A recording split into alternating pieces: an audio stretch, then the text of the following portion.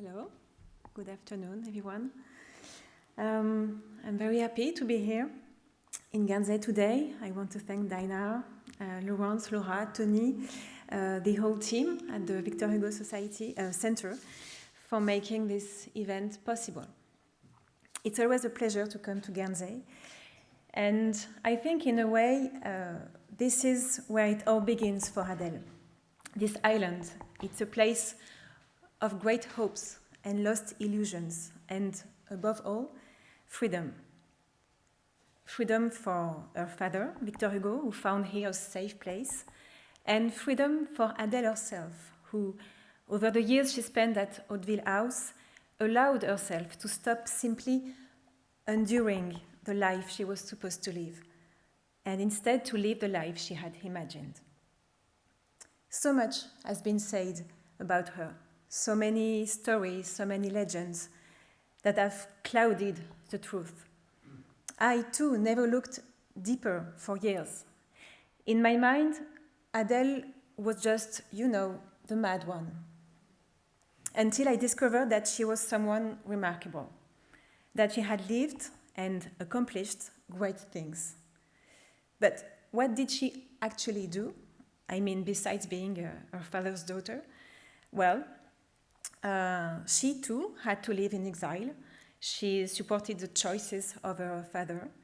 She refused the comfort of arranged marriages. She wrote, capturing the everyday moments of life. She learned English. She created musical pieces. She waited for better days. And then, finally, she made the unthinkable decision for a woman of her rank and reputation. She left without asking for permission, defying the life that had been planned for her. Because at that time, you don't disobey your father, especially when your father is Victor Hugo. I have to be honest, it was through Truffaut's film, through Isabelle Adjani's face, that I first really met Adèle Hugo. For a long time, to me, Victor Hugo's daughter was Léopoldine, and I knew by heart the lines of Demain dès l'aube. It was the ultimate poem. Even today, I think Les Contemplations is still my favorite collection. To me, there is nothing more beautiful than these poems that speak of both love and anger. In a way, Léopoldine overshadowed Adèle. The death of one eclipsed the life of the other. When Léopoldine drowned in 1843 at Villequier, she was 19. And it was as if her whole family went down with her. Life would never be the same. We know that through this heartbreaking time, Adèle showed incredible courage. She was the one who comforted the family, the one who often visited her sister's grave. Adèle's childhood was a grim one. Jean-Marc Kovas, one of the leading experts on Victor Hugo, reminds us that the family home was filled with portraits of Léopoldine, and that Adèle carried the heavy burden of, I'm quoting, replacing the irreplaceable. When I was writing my book about her, I couldn't stop asking myself, how did she live through the loss of her beloved sister? How did she grow and find herself in the midst of such sorrow? And of course, what was going on through her mind? Well, this is a tricky one. Writing about someone you never met, someone who died so long ago, puts you in a difficult position. You have to resist the temptation to imagine. You have to accept the gaps and really fight the urge to just make things up. Because even if her life might sound like a novel, it isn't one. We forgot that her life wasn't fiction. We forgot the facts should always come before our thoughts and intuition. With Adèle, I was lucky enough to have her journal in my hands. Thousands of pages, drafts, sketches, lists. It's an amazing document, a strange too. Abandoned in the street by the Hugo's family after the death of the writer, saved by some neighbors, lost, refound, split into pieces, one in France, 4 big boxes in Paris, and in New York, 2 notebooks at the Morgan Library. I mean, this is not a manuscript, it's an adventure. An adventure begun by Frances Werner Gill, a scholar from Guernsey, who was the first to decode this journal and make it accessible. Her work even allowed François Truffaut to write his film and allowed me to work. So we have this document, yet it can't give you the full picture of Adèle. That's why what I'm going to tell you today isn't the story of Adèle Hugo, that François Truffaut has already taken care of, but a story of Adèle Hugo. I believe this nuance matters, and I'm sure we'll get the chance to talk about it either before or after the film. There are very few portraits of Adèle as a child. This is a medallion by the sculptor David d'Angers. Adèle was 15. Despite the loss of Léopoldine, life was good in Paris, in the family apartment on Place Royale, or Place des Vosges today, which is now a museum and the very place where I worked and studied the journal. Maybe I should quickly set the scene for the time before they went into exile. Victor Hugo was recognized and he held a political status, but things quickly took a turn. In 1848, Louis-Napoleon Bonaparte was elected president of the Republic, but 3 years later, he changed the constitution in his favor to eliminate the opposition. Hugo's sons were imprisoned along with Auguste Vacquerie, the family friend and brother of Charles Vacquerie, Léopoldine's husband. They were accused of publishing compromising articles in the newspaper they ran. In 1851, when a price was put on his head, Victor Hugo chose to flee. He said goodbye to his wife and daughter, not knowing if or when he would see them again. Alone, the 2 women find themselves in a city where everything could happen. The coup d'etat changed the face of Paris. The repression of the resistance was brutal, and bodies lay in the streets. Mother and daughter wait, ready to reunite with Victor Hugo in exile. It was there that Adèle, either to pass the time or because her mother encouraged her, began her journal. This is it. This is the first entry of Adèle's journal, March 28, 1852. It's just like any other journal, right? I mean, it's the journal of a young woman writing about her life, her dreams, her desires. We understand that something is going on with Auguste Vacquerie, but nothing is clear. We understand too that she wants to love and to be loved, and that she has already a strong desire to exist and to disappear at the same time. But the most remarkable thing here is the writing itself. Perhaps some of you have noticed something unusual, even if it's written in French. If you look carefully, you will see that Adèle makes up a language that belongs only to her. She mixes up the syllables, and sometimes even the letters inside them. For example, first line. I'm just checking. Yeah, this.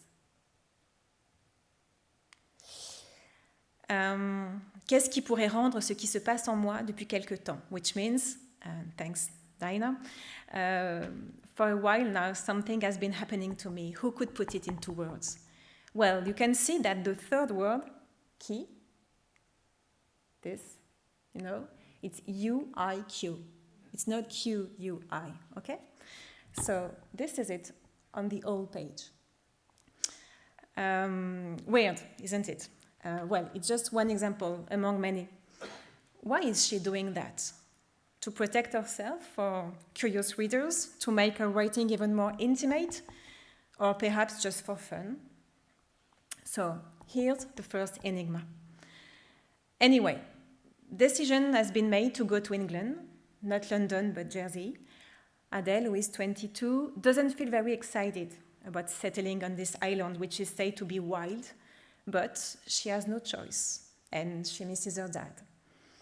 The two ladies leave Paris after selling the furniture. Charles Hugo, the older son, is already with his dad. François Victor, the other son, will come after, and Juliette Drouet is already there. A new life begins. So this is Adèle at Marine Terrace, the house where she lived in Jersey. She's 23. At first, settling in is tough, but little by little, everyone finds their footing. Each one takes on a project. Victor Hugo leads his literary resistance, writing Napoléon le Petit, Les Châtiments. Charles picks up photography. François Victor decides he might just translate all of Shakespeare. And Adèle is given a very special mission to keep the family diary. Her job is to write down everything the family does, every move, every meal, every visit, every walk, every conversation. She takes it very seriously, noting it all, the big moments and the small. This official diary is, of course, written in beautiful French and regularly read over by her father and brothers, who are quick to encourage or correct her. This journal reveals both the greatness and the fragility of the family. Soon, she also starts writing about the family's table turning session. Because yes, it is in Jersey that the Hugos spend their evening trying to reach out to spirits, including Leopoldine. This encounter leaves a deep mark on Adèle. She even begins holding her own sessions alone in her room. She writes down the discussion in a secret code, the one I talked to you about. Because alongside the official diary, Adèle is still keeping a private one, very private one, which she had started back in Paris. And in these pages, she lets everything out: her joys, her sorrows, her first crush on a neighbor, John Rose, whom she tries to charm. Unlike the other diary, where she carefully records the words of others, here she lets her own voice run free, saying all the things she cannot show or say out loud. In my research, I noticed something curious. Adèle never looks straight at the camera. Her eyes are always somewhere else. Here she is with an umbrella, still in Jersey, not looking very happy. The photograph was most likely taken by Auguste Vacry, the family friend who had followed the Hugos into exile. Adèle's parents had hoped he would marry their daughter. It would have been a perfect match. Their own brother and sister had been in love and had died together in 1843. Such a marriage would have honored their memory. Nothing is ever said outright, but Madame Hugo seems to be waiting for this union to happen. She fears her daughter might fade away in exile, and often warns Victor Hugo, who stays calm. For him, the most important thing is that the whole family is together. Here is a good example for coding writing. In French, homme, vous serez esclave, ou la femme sera libre. In English, it goes for men, you will be slaves, when the woman will be free. You can see very clearly what she does with words. La femme, you know? Elle me femme. Adèle's secret journal is a treasure full of ideas. It's not just a place for private or even self-absorbed thoughts. It also gives her a space to reflect and to make observations about a time, especially about the position of women. From her room in solitude, she reveals herself to be remarkably bold, dreaming of everything except marriage, and resenting the fact that she is forbidden to go out while her brothers visit the brothel. It would be wrong to call it feminism, yet Adèle is ahead of her time. Here is another photography, Adèle with her mother and father. At that time, Victor Hugo is writing Les Contemplations. Adèle is fond of music. Whenever her father's musician friends come by, she seizes the chance to improve her piano skills. She loves Chopin and Rossini. She is the only one daring enough to step into a field beyond writing and to explore a territory her father never conquered.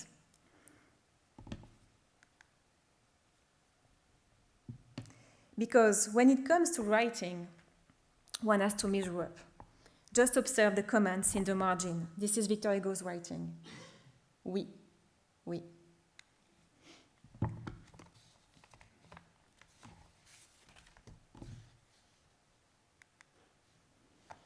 Adèle does her best. She's hardworking.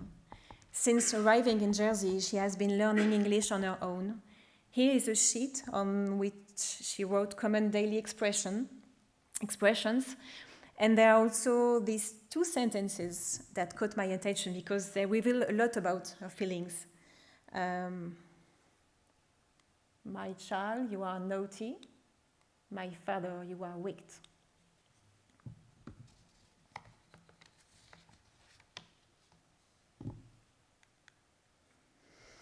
Years go by, and any hope of marrying Auguste Vacquerie seems gone. This is him. It's uncertain whether he even wanted it. In any case, Adèle writes very harsh things about him. I also wanted to show you a drawing she made of him when she was younger, which really speaks for itself. By comparison, the drawing on the right of a certain Mr. Hello, très beau, very handsome, is much more flattering. What I haven't told you yet is that Adèle met a man she really fell in love with. His name is Albert Pinson. We know very little about him. He was English, served in the army, and was often invited to dinner at the Hugos. We don't even know if something happened between Adèle and him. A certain sadness hangs over the whole family, everyone except Victor Hugo, who's completely absorbed in his work. The boys are beginning to resent their father. Adèle sums up the situation. She writes, "Exile has its rains of tears, storms of violence, thunders of anger, and lightning of exasperation. She stays strong. Friends and neighbors worry about her. She's isolated with no real companions, barely seeing anyone her own age, not allowed to travel, even though her brothers and Auguste Vacquerie are always on the move. In her journal, she lets out her anger, writing things like, 'I've had enough,' or 'I was free and I've made myself a slave to duty.' It's in this atmosphere that the family moves to Guernsey. Like other companions, Victor Hugo had been expelled from Jersey for criticizing Queen Victoria's visit to France. This new beginning is a difficult time for the Hugo children, made even harder when they learn that their father has bought Hauteville House, realizing that a return to France is no longer in sight. The year is 1856. Adèle grows increasingly sad. Handwriting becomes hard to read, filled with scribbles. She writes, sometimes tired of struggling. On December the 6th, she falls seriously ill, a sudden fever. Everyone thinks she will eventually die, but she clings to life. In his prescription, the doctor advised Adèle's parents to take away all her artistic activities, music, writing, the only two things she truly loved. Madame Hugo grew more and more worried. She asked her husband to let her and their daughter spend a few weeks in Paris. It turned into a real negotiation. She tried to make him see that their daughter was falling apart. At first, Hugo refused, but eventually he gave in.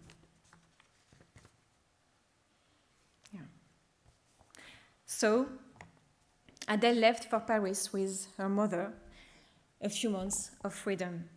At the same time, François Victor left for England, and he had these very harsh words for his father, who couldn't understand why everyone wanted to get away. He said, this house is yours, we leave it to you all alone. And at that moment, something broke between them, something that would never be repaired. The years go by. Auguste Vacquerie is gone for good. Her father introduces to her two good matches, all of them much older. She turns them down. She never gives up hope of finding Albert Pinson. Adèle withdraws more and more into her room. Her mother notices she has little habits, like moving objects from one place to another. On August 16, 1859, a decree allows all the exiles to return to France, but Victor Hugo is inflexible, refusing the end that is being offered. His son resigns themselves to it. Adèle locks herself away for hours, writing and composing music. Around this time, Victor Hugo began writing again Les Misérables. And at the very same moment, Adèle was most likely composing music to accompany Gavroche's song. Here is the score. Despite what has often been said, her father did take an interest in what she was composing. At her request, he even agreed to help her publish some of her pieces at her own expense. Adèle was a great musician. Nearly 14 of her works have survived, and this year were finally published. At least we can look at her as an artist.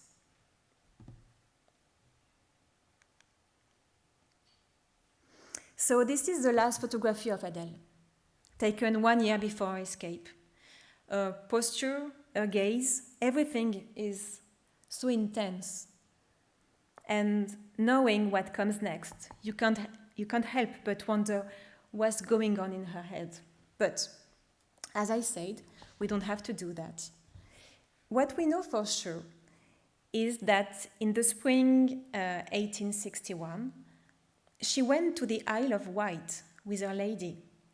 But Adèle sent her back to Guernsey. She wanted to be alone. Here, we can make a likely guess. Maybe she wanted to see Albert Pinson, whose garrison was stationed in Aldershot. They hadn't seen each other for 7 years. So, did they meet somewhere? Did Adèle travel all the way to the English coast just to see him? A letter from her brother François Victor, who stayed at Hauteville House, to their mother visiting Paris, gives us a hint. But no one dared join her. For a few days, Adèle was alone and free. Nobody knew what she was doing. She rejoined her family in Brussels on June 18, 1861. What we also know is that she wrote a letter to Albert Pinson, dated October 17. It's impossible to say whether the letter was ever sent. It doesn't even confirm that they actually met. However, the letter mentions several times a promise of marriage that might have been made. Adèle's writing is often excessive and desperate. In December, while traveling in Paris, Adèle writes a letter to her father, telling him that she is in love with Pinson and he wishes to marry her. Victor Hugo, of course, knows the man. He calls his daughter's letters admirable and gives his consent. Adèle writes in her journal, "Everything is possible." And that's where we lose the thread. Albert Pinson is invited for Christmas dinner at Hauteville House. Victor Hugo expects him to ask for his daughter's hand, but nothing is said. A few days later, his regiment sets sail for Canada, to Halifax. On June 18, 1863, Adèle was supposed to join her mother in Paris. She left Hauteville House, but instead of boarding the ship to Cherbourg, she took the one going to Weymouth. The news of this change of plans terrified the family, who were already dreading the scandal that might follow. Adèle left a note for her father saying she had been invited to spend time in London with a family friend, but François Victor knew she was going to meet Pinson. A few days later, they learned that she has crossed the Atlantic. Here's a note she left for her brothers. "I kiss you and I love you. I want my bedroom to stay as it is. I'll be by your side by the end of next autumn. I'll be there with my freedom." Victor Hugo exploded with anger.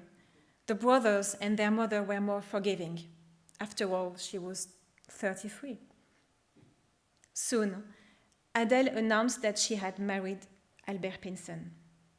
The news appeared in the newspaper, but that wasn't true. Adèle revealed to François Victor that she was not yet married. From that point on, they tried to bring her back, but Adèle refused. She stayed in Halifax and followed Pinson to the Caribbean. She had chosen her own exile. Here's a little-known drawing by Victor Hugo. It's a portrait of his daughter, Adèle, or Dédé. She seems to be walking on the sea with a boat in the distance and a palm tree on the horizon. Adèle is half human, half bird. I love this drawing. It shows the strength of a woman and the deep sorrow of a father.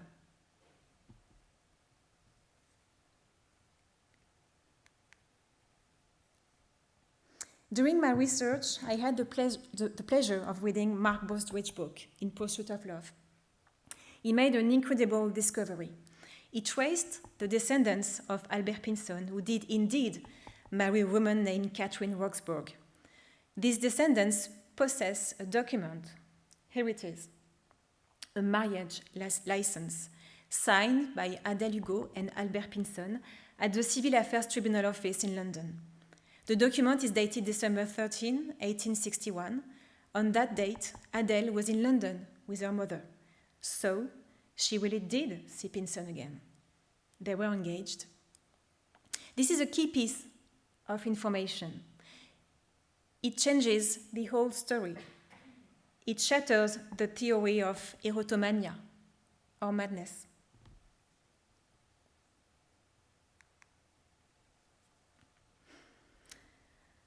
Well, time flies, so I'll hand things over to Diana. Just one last thing, maybe.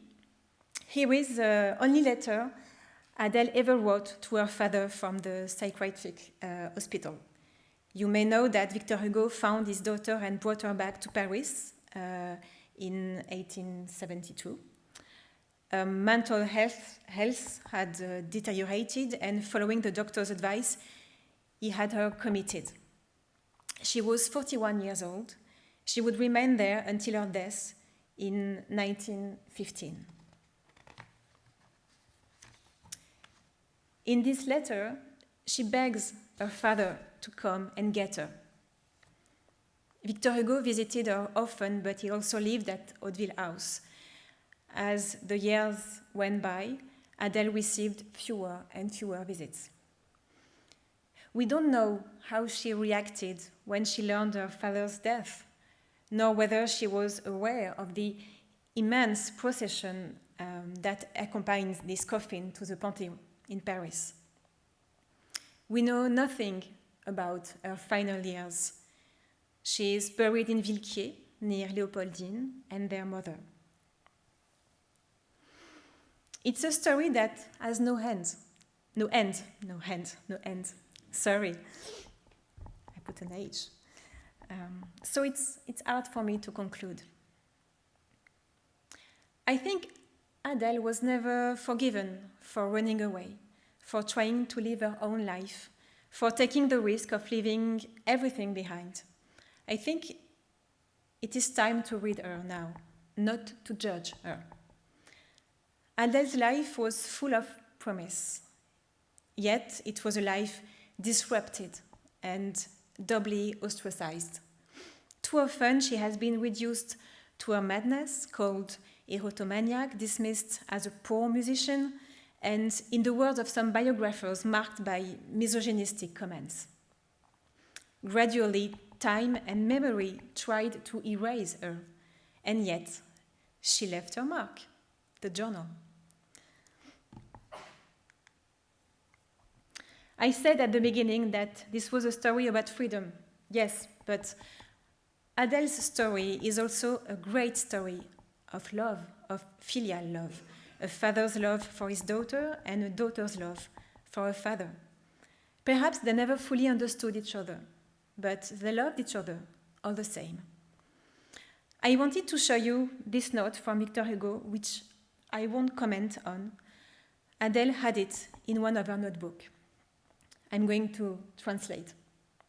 Lord, preserve me, preserve those I love, brothers, friends, neighbors, and even my enemies. In the triumph of evil, may I never see, Lord, summer without crimson flowers, the wise man without visions, the hive without bees, the house without children. Thank you.